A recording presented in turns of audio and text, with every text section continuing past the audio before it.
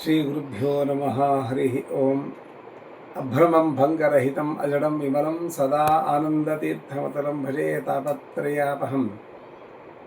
ದ್ಯುಮಣ್ಯಾಬ್ಧಿಜನಾದ್ದೀಂದು ರಾಮವ್ಯಾಸ ಪದಾರ್ಚಕಃ ರಾಮಚಂದ್ರ ಗುರುರ್ಭೂಯಾತ್ ಕಾಮಿತಾರ್ಥಪ್ರದಾಯಕಃ. ಈ ದಿವಸ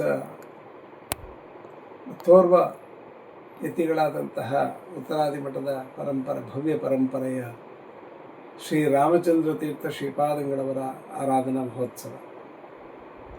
ಇವರ ವೃಂದಾವನ ಯರಗೋಳದಲ್ಲಿದೆ. ಪೂರ್ವಾಶ್ರಮದಲ್ಲಿ ಇವರ ಮಾಧವ ಶಾಸ್ತ್ರಿಗಳು ಎಂಬುದಾಗಿ ಇವರ ಹೆಸರು.